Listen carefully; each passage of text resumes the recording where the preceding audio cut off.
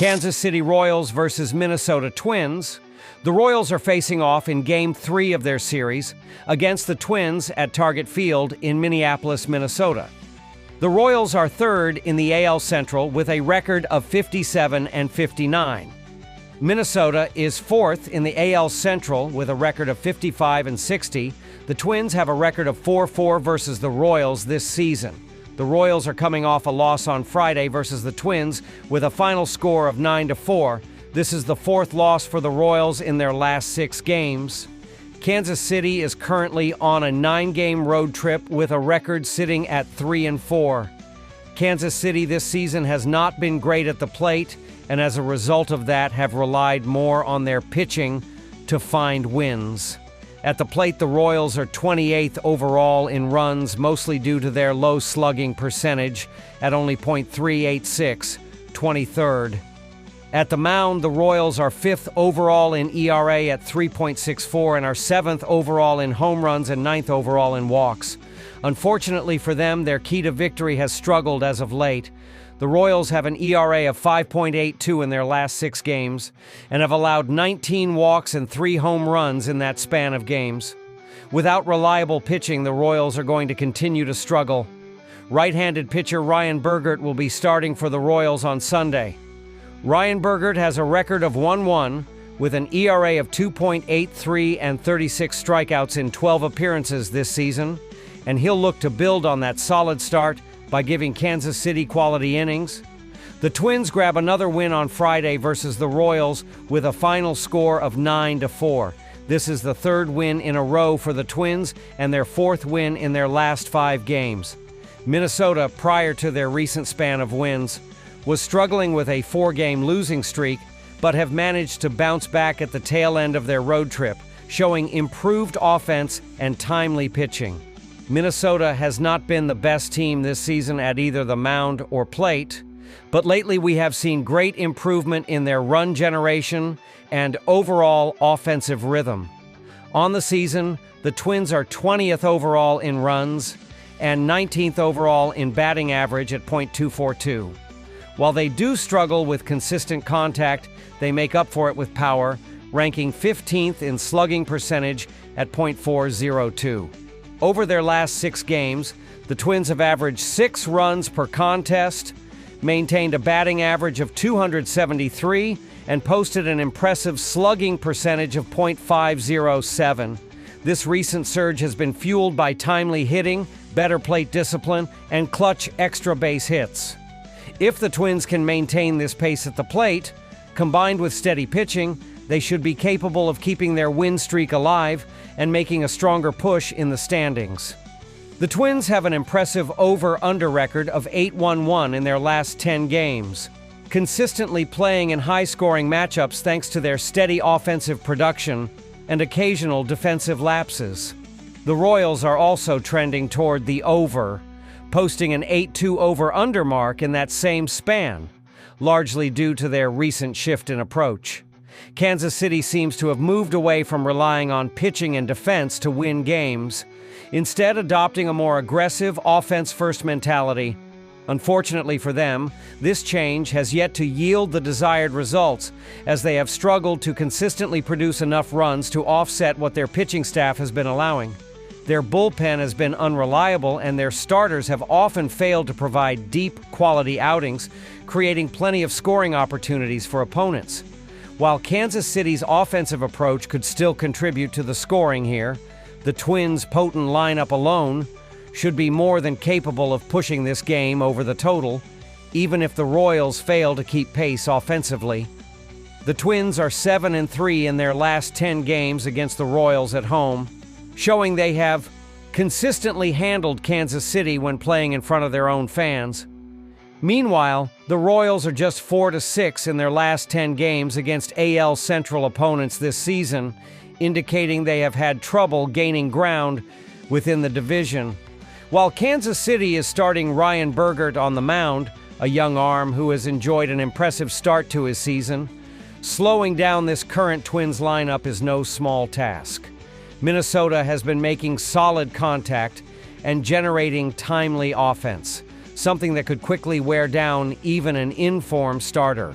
Burgert may be able to keep the game close through 4 innings, but the Royals' bullpen has been shaky in recent outings, often giving up runs in bunches. With Kansas City's pitching depth looking unreliable and the Twins consistently finding ways to push runners across the plate, especially in the later innings, the momentum points toward Minnesota holding the upper hand in this matchup. After analyzing both teams, my pick for this match is Twins money line. Drop your thoughts and predictions in the comments box. Yo's Athletics versus Baltimore Orioles. The Sacramento Athletics, 51-67, 61-57 RL, 58-55-6 OU, and the Athletics will give the nod to Luis Severino. The Orioles will respond with Cade Povich. The season series is 2-2 entering Saturday evening. Luis Severino will get the nod on Sunday afternoon. Severino was solid in his recent effort, yielding 3 runs in 6 innings against the Nationals and secured the win. The veteran has been steady, conceding 2 or fewer runs in 4 of his past 5 outings and has delivered a 4.82 ERA and a 1.34 WHIP, accompanied by a 6-11 record in 136.1 innings of work. He squandered 5 runs against the Orioles earlier this season and has issued a 5.38 ERA, 1.24 WHIP, and a 7-4 record in 75.1 career innings against the Orioles. The Athletics have an exciting young core of hitters and have won 3 of their past 5 series as a result. They dropped a series against the Diamondbacks and rebounded by winning 2 of 3 road clashes against the Nationals this week. They scored a stunning 23 runs and conceded 9 runs. The A's are 28-33 on the road. Brent Rooker has amassed a weak .635 OPS this month. The star slugger has 23 bombs with 66 RBIs on the season. Tyler Soderstrom has issued a sharp 1.09 OPS in August. The 23-year-old outfielder is having a breakout season, recording 68 RBIs and a .797 OPS. Shea Langeliers has 4 home runs with 6 RBIs this month. The veteran catcher has 49 RBIs on the year. Jacob Wilson is nearing his return from injury but remains out. The young shortstop has bashed 10 homers and 45 RBIs. The Athletics are averaging 4.39 runs per game, ranking them 15th. The pitching staff has a 4.95 ERA, pegging them 28th. The Orioles are going with Cade Povich to conclude the series. Povich was competitive in his previous outing, conceding 3 runs in 5.2 innings against Philadelphia and was tagged with the loss. The young southpaw recently missed nearly 2 months due to injury. He has yet to prove himself in the big leagues. Povich has registered a 5.25 ERA and a 1.45 WHIP, accompanied by a 2-6 record in 70.1 innings. He surrendered 8 runs in his only meeting against the A's. The Baltimore Orioles traded away several veterans last week, and the rest of the season will be more about developing the younger players. The Orioles have lost 2 straight series, including a series loss against the Cubs last week. Next, the group was dealt 2 road defeats against the Phillies. They squandered 19 runs in the series. The O's are 28-28 at home. Jackson Holliday is in a slump. The former number 1 pick has just 1 RBI in August. The 21-year-old does have 44 RBIs and a .699 OPS on the year. Ryan Mountcastle has made his return to action. The veteran first baseman has missed the last 2 months. He has 16 RBIs and a .644 OPS. Kobe Mayo was the Orioles' top prospect when he was promoted. The 23-year-old has yet to click, managing 17 RBIs and a .668 OPS in 42 games played. Colton Cowser is on the IL. He has 22 RBIs in 56 games. Baltimore is scoring an average of 4.32 runs on the year, marking them 19th. The pitching staff has issued a 4.85 ERA, positioning them 27th. In addition, Baltimore has also been kept in check at the dish, scoring 4 or fewer runs in 5 of their past 6 games, including only 3 runs in the first game of this series. Baltimore has been kept to just 15 runs in the 4 meetings against the Athletics this season. The under is 5-1 in the Orioles' past 6 games entering Saturday evening. The Athletics are an exciting young team with an abundance of young talent on display. They have won 5 of their past 9 games and continue to show flashes of potential despite inconsistency. The Baltimore Orioles are struggling after trading away veteran hitters a few weeks ago. They stand at 3-5 in their past 8 games entering Saturday evening, with their offense noticeably less potent since the roster changes. Furthermore, while A's pitcher Luis Severino has been scratched for this start, they still have a good chance to come away with a win. The A's pitching staff has been a strength recently, conceding only 12 runs in their past 4 games, while showing improved command and keeping hitters off balance. Orioles pitcher Cade Povich, on the other hand, has made just 1 start in the last 2 months due to injury, which raises questions about his stamina and sharpness. In his return earlier this week, Povich gave up 4 runs and struggled to locate his pitches consistently. Adding to the concern for Baltimore, he surrendered 8 runs in his only career meeting against the A's last season, a matchup that clearly favored Oakland's bats. With the A's offense seeing the ball well and their bullpen in solid form, they could capitalize on any rust from Povich and keep the momentum rolling. After analyzing both teams, my pick for this match is Sacramento Athletics plus 1.5. Drop your thoughts and predictions in the comments box. Philadelphia Phillies versus Texas Rangers. The NL East leading Phillies invade the great state of Texas to battle the Rangers in the finale of their 3-game weekend series. The Phillies are poised to make another push for a World Series crown, while the Rangers have fought back into the AL playoff picture. The pitching matchup in the series finale will feature Phillies righty Zach Wheeler, 9-5, 2.64, taking on the Rangers southpaw Patrick Corbin, 6-7, 380, 3.91. The Philadelphia Phillies are gearing up for what they hope will be their first World Series title since 2008. They came into Texas to battle the Rangers in first place in the NL East over the slumping New York Mets. In the series opener on Friday night, the Phillies put on a power display with 3 home runs and cruised to a 9-1 win. Trea Turner, Kyle Schwarber, and Brandon Marsh all homered in the victory.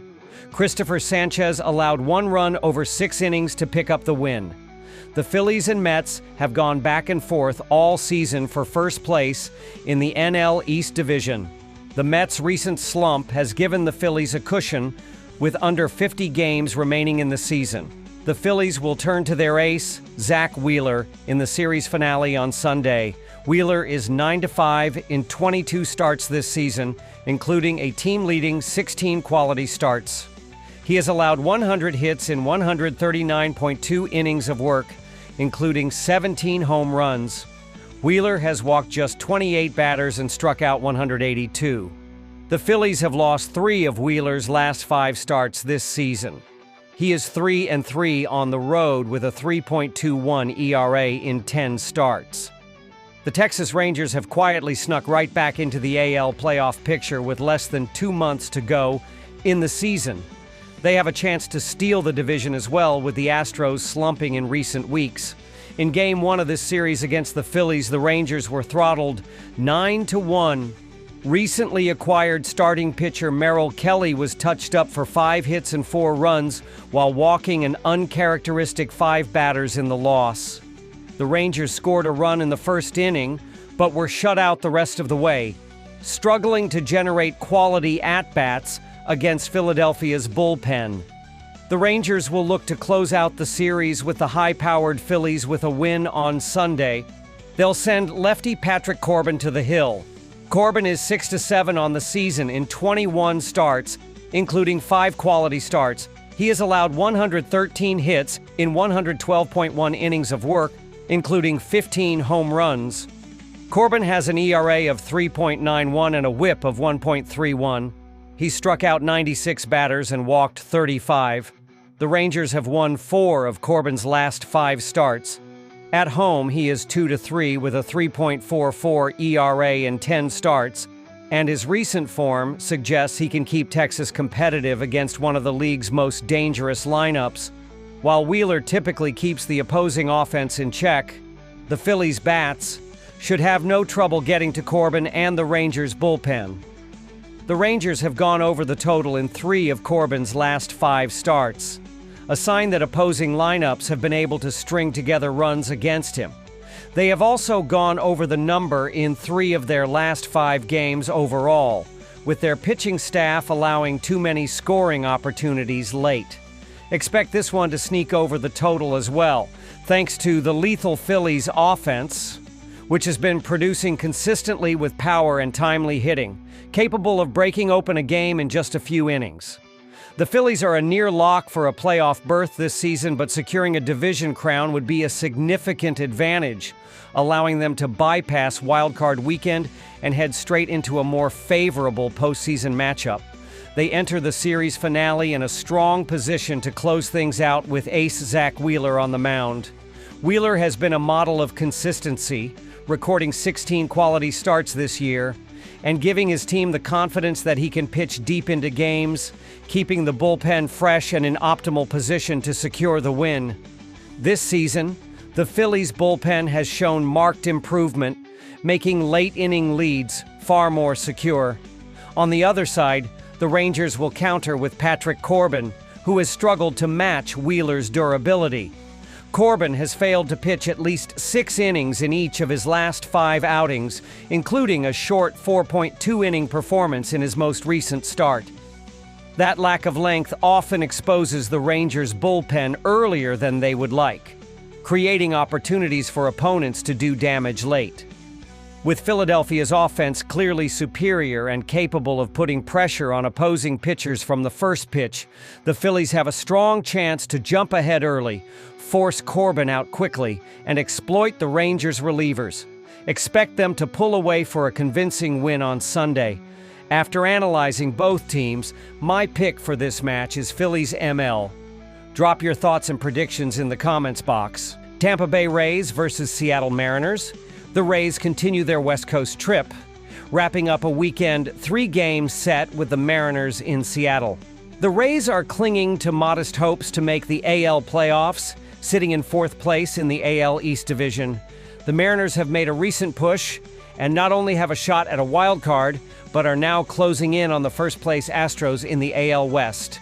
The pitching matchup in the series finale will be righty Adrian Houser, 6'3", 2.54, of the Rays opposing Mariners all-star righty Brian Wu, 9'6", 387, 3.02. The Tampa Bay Rays' playoff hopes may be fading away with under 50 games to go in the season. They have slipped under .500 overall and have too many teams to climb past to sneak into a wild-card position. In Game 1 of this series in Seattle on Friday night, the Rays' hopes took another blow, losing 3-2 to the Mariners. The Mariners had a 2-0 lead heading into the bottom of the 8th, but the bullpen couldn't hold it, coughing up 3 runs in the defeat. Starting pitcher Drew Rasmussen was outstanding, shutting out the Mariners for 6 innings before turning the game over to the pen. The Rays are 3 games under .500 entering Saturday night's game against the Mariners. The loss on Friday night could be the final nail in the Rays' coffin for a playoff berth. They will turn to newly acquired Adrian Houser in the series finale. Houser is 6-3 this season in 12 starts, including 9 quality starts. He has an ERA of 2.54 and a WHIP of 1.29. He has allowed 73 hits in 74.1 innings of work, including just 4 home runs. Houser has walked 23 batters and struck out 50. On the road this season, Houser is 1-3 with a 3.46 ERA in 7 starts. The Seattle Mariners are peaking at the right time, surging more than 10 games over .500 with less than 50 games to go in the regular season. In the series opener with the Tampa Bay Rays on Friday night, the Mariners won their 5th straight game thanks to a 3-run home run from MLB's home run leader, Cal Raleigh. The Mariners are just a game and a half out of first place in the AL West, closing in tightly on the Houston Astros, heading into Saturday night's 2nd game with the Rays. The Mariners' chase for the top spot in the AL West is alive and well thanks to a dominant rotation And the stellar play of AL MVP candidate Raleigh. They'll try to push one step closer on Sunday with righty Brian Wu on the hill. Wu is 9-6 on the season in 22 starts, including 16 quality starts. He has allowed 106 hits in 140 innings, including 21 home runs. Wu has an ERA of 3.02 and a WHIP of 0.94. He struck out 136 batters and walked just 25. The Mariners have actually lost 3 of Wu's last 4 starts, despite his strong outings. He is 5-2 with a 2.17 ERA at home this season, where opponents have struggled to square him up. The offense that the Mariners lacked last season has come alive in a big way this year. They have already hit 166 home runs as a team and are slugging over .400, showing a consistent ability to produce extra base hits and put pressure on opposing pitchers. In their last 5 games entering Saturday night, the team has gone over the number in 4, a testament to their recent scoring surge. The Mariners have also gone over the number in 3 of Wu's last 4 starts, as his outings often provide solid run support. On the other side, the Rays' Hauser struggled badly in his debut with the club, surrendering 11 hits and 5 runs in just 5 innings of work, and his command issues could be exploited again. With both teams capable of generating offense and the weather likely to favor hitters, the ball will be jumping on Sunday. All signs point to this matchup, producing plenty of runs, and this one should go over the number once again. The Rays' loss on Friday night had to be disheartening, coughing up a 2-0 lead in the late innings and watching another winnable game slip away. At this stage, they're all but out of the playoff race, and it's hard to imagine the clubhouse not feeling the weight of that reality. Meanwhile, the Mariners are in hot pursuit of the Astros in the AL West division and know every game matters. Seattle has the edge with Wu on the hill Sunday. He has 16 quality starts and rarely wastes pitches, issuing just 25 walks on the year. That discipline will work well against a Rays team that relies on chipping away at opposing pitchers to manufacture runs. The Mariners, in contrast, thrive on big innings and the long ball, which could be a decisive factor if they connect early. With the likelihood of getting another crack at the Rays' bullpen by the middle innings, Seattle's power bats will be in position to do damage. Expect them to capitalize and keep things tight in the AL West with a clutch win on Sunday. After analyzing both teams, my pick for this match is Mariners ML. Drop your thoughts and predictions in the comments box.